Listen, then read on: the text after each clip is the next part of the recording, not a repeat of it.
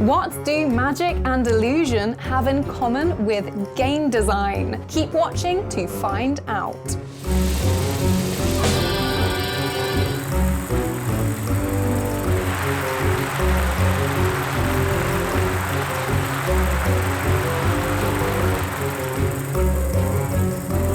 Many good games are already like magic tricks. They draw us in with the promise of something amazing and entertaining. Ticket for one, please. They lead us on a path often with subtle visual cues that guide us where they want us to go. And then they subvert our expectations to deliver something incredible.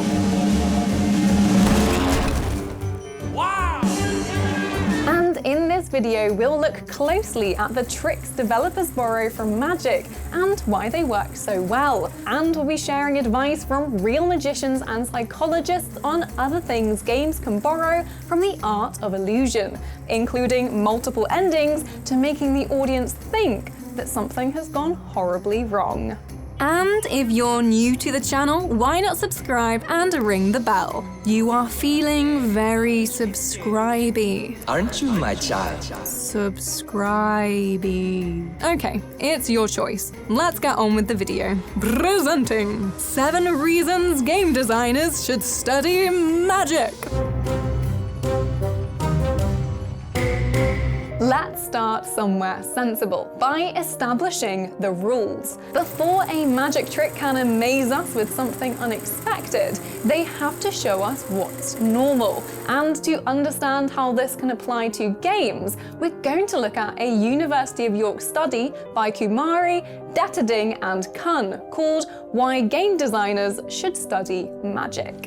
The paper explains that when it comes to magic, it's all about something called causal relationships. As an audience, we have to believe that action A will lead to outcome B, even if it leads to an outlandish result. 77. 77. That's a lucky number. I'll be rooting for you. So long as we understand why a thing is happening, whether it's a ball teleporting or an assistant being turned into a yeti, it's easier for us to emotionally invest in the outcome.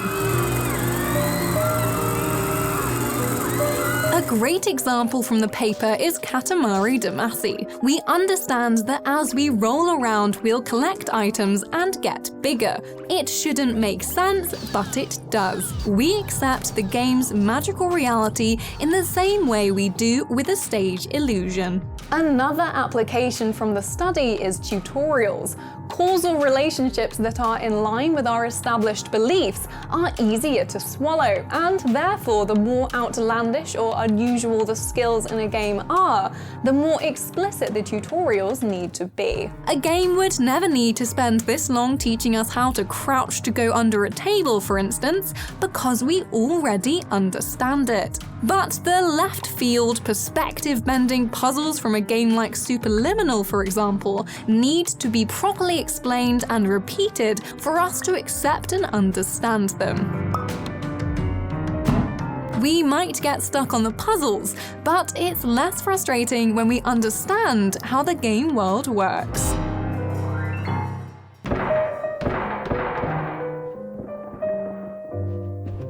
Next, we have misdirection. It's natural to think of this in the simplest terms, diverting the audience's attention so you can switch something up and force the results you want. But actually, it's much more than that. This isn't just about distracting people, it's about controlling what they focus on. In a D.I.C.E summit from 2016, legendary magician Penn Jillette talked to Gearbox CEO and fellow magician Randy Pitchford about exactly this. Jillette said it's exactly about letting the focus go where it goes while still being aware of where people's attention is. Games do this all the time. We've talked about this in a few other videos, but there are loads of game dev tricks that help hold our attention and lead us in certain directions. Oh, do our Bobsa. When it comes to level design, for instance, we're encouraged to head towards certain colors, lighter areas, or even weenies. a term borrowed from theme park design for a visual element that draws us to a particular space. There is also something the study calls visual saliency, a priming technique designed to control our attention.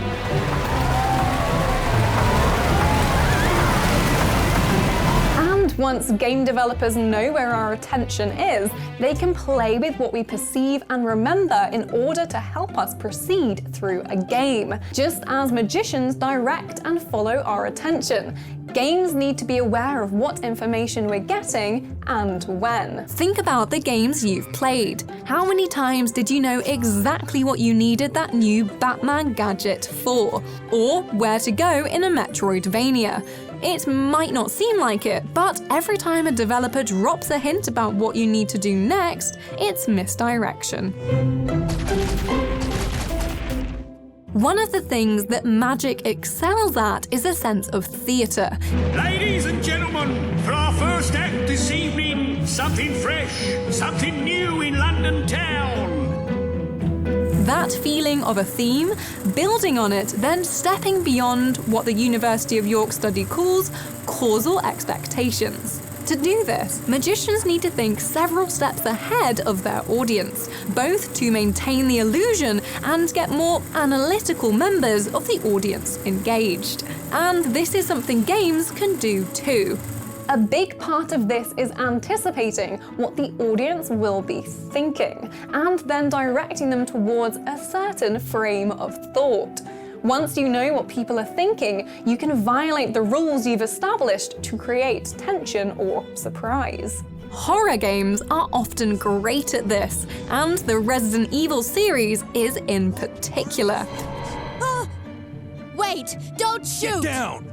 The first time you walk past the windows in Resident Evil 2, for instance, you expect zombie hands to break through.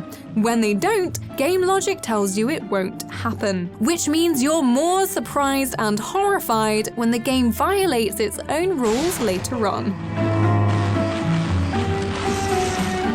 It might not seem like a magic trick, but this is the same as you expecting one outcome to an established illusion and actually getting something quite different. It's a different kind of surprise, but it relies upon the same principles.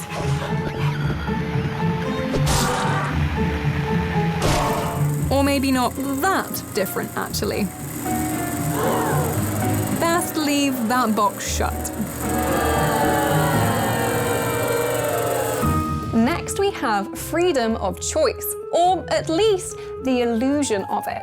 The York study mentions how one of the challenges in games is the same as in magic, giving people a free choice and having the game dev or magician know exactly what that choice is and how they can use it. In Magic, certain decisions can be forced, either by steering a participant to choose a particular card or by limiting the choice without their knowledge. And that last bit is crucial. When it comes to big, characterful decisions like deaths in The Walking Dead, for instance, we're often happy for our actions and games to lead to the same outcome, so long as we don't peek behind the curtain. As soon as we feel our influence on the world is superficial, the magic is gone. Ain't got the guts to kill another man. No. You're not a man. You're nothing. In Magic, this is called equivocation, an apparent free choice that always leads to the same result. For example, the magician might place 2 cards on the table and ask an audience member to pick one. If they choose the intended card, they keep it. But if they choose the other card, the magician asks them to discard that one and keep the intended card instead. Like a magic trick, we're happy to be fooled by a game into thinking that we're having real interactions with fully fleshed out characters, that our choices really matter. And it's interesting that we accept this willingly with a game like Mass Effect. But when those choices are reduced to something that feels like equivocation, such as the original ending to Mass Effect 3, we often reject it. We need to stand together, now more than ever. I'm sorry, Commander. That is the best we can do.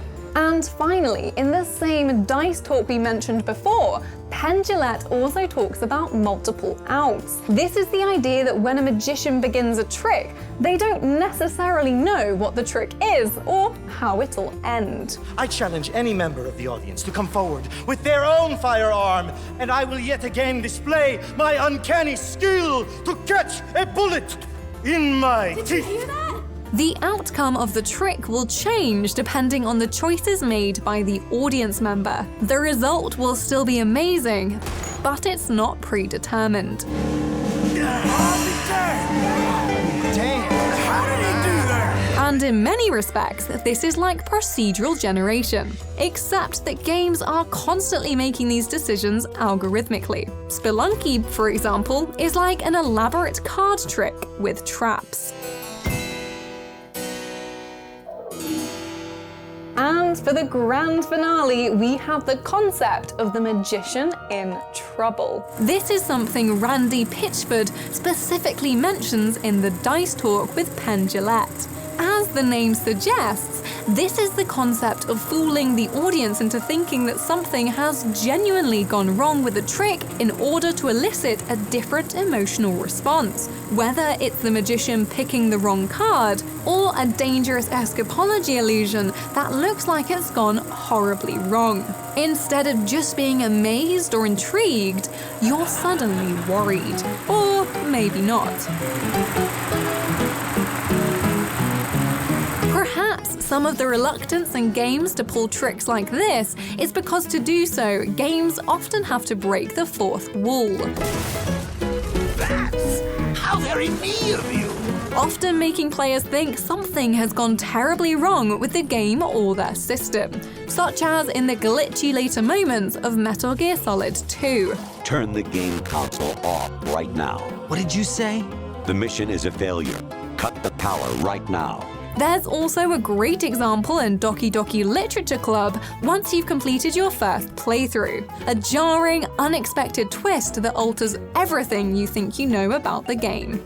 It's a challenging concept, but this is certainly something games could do more, provided they use some restraint.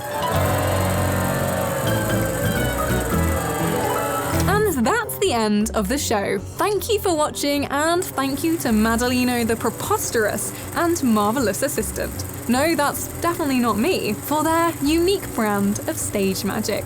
No Yetis were harmed during production. Don't forget you can bring the magic of Lightspeed Wireless to your own home by clicking the link below. And if you enjoyed this video, please do give it a like and subscribe to the channel for more peeks behind the game dev curtain. Thank you and good night. I hope it has delayed for at least a moment the crushing and remorseless misery of this mortal coil. Good night, dream well, and come back soon.